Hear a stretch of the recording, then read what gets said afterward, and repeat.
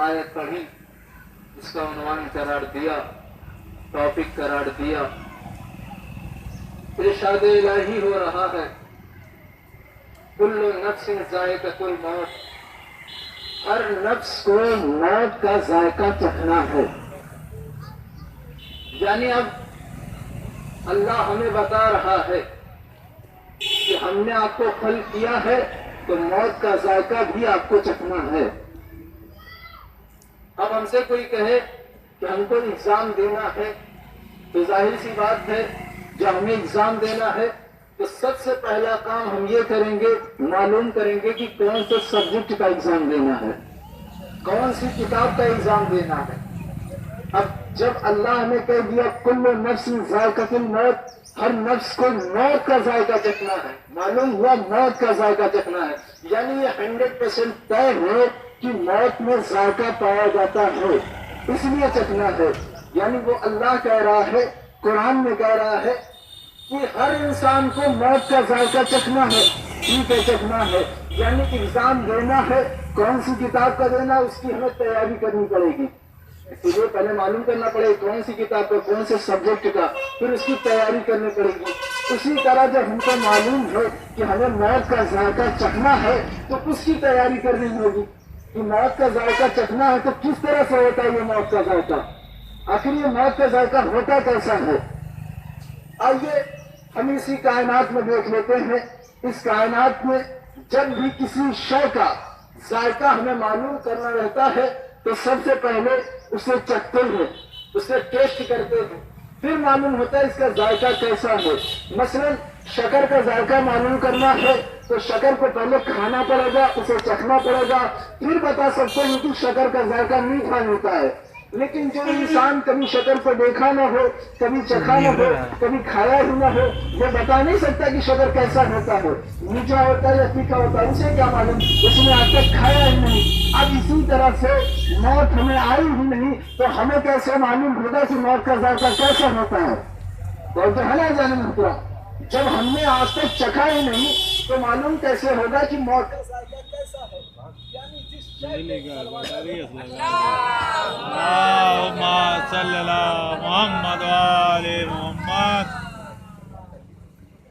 मालूम ये हुआ, जिस शय को हमें मालूम करना पड़ता है उसे सबसे पहले चखना जरूरी है, उसे खाना जरूरी है।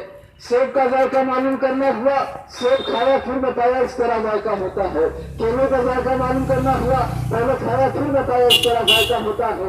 नींबू का जायका मालूम करना हुआ, नींबू को चखा फिर उसके बाद बताया नींबू का जायका कड़वा होता है, यह इस तरह होता है। यानी पहले चखता है इंसान, फिर बताता है कि इसका जायका इस तरह होता है।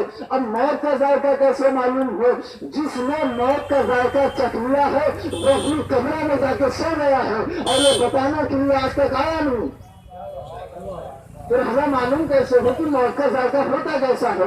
यानी जितने लोगों ने आज तक मौत का जायका चखा है वो बताने आया नहीं, तो हमें मालूम कैसे हो कि मौत का जायका होता कैसा है।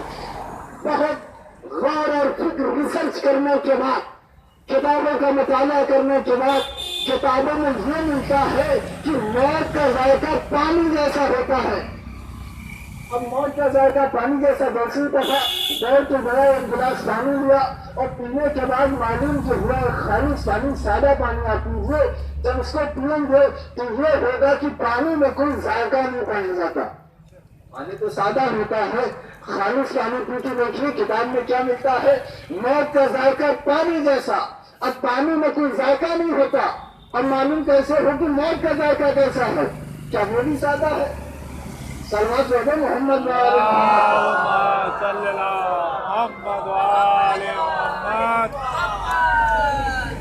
जब मौत का जायका पानी जैसा होता है तब पानी में तो कोई जायका नहीं पाया जाता। और अल्लाह साफ साफ कह रहा है कि हर शय को, हर नफ्स को मौत का जायका चखना है। मौत का जायका चखना है तो मौत का जायका होता कैसा है। کتاب پڑھنے کے بعد معلوم یہ ہوا موت کا ذائقہ پانی جیسا. اب گلاس میں پانی لیا, رکھنے کے بعد ہم سوچ رہے ہیں گلاس میں جو پانی ہے وہ خالص پانی ہے, اس میں کوئی ذائقہ نہیں پایا جاتا. اب ہم نے تھوڑی دیر غور کرنے کے بعد اسی پانی میں جب شکر ملایا, موت کا ذائقہ میٹھا, یعنی پانی کا ذائقہ میٹھا ہو گیا. اب جیسے لیمو ڈالا کڑوا ہو گیا. جیسے جیسے پانی میں ہم ہر شے ملاتے گئے پانی تبدیل ہوتا گیا, ذائقہ بدلتا گیا. پانی کا ذائقہ جس طرح سے بدلتا گیا اسی طرح سے موت کا بھی ذائقہ اسی طرح ہے. اپنے عمل سے جیسا چاہو موت کا ذائقہ بناؤ.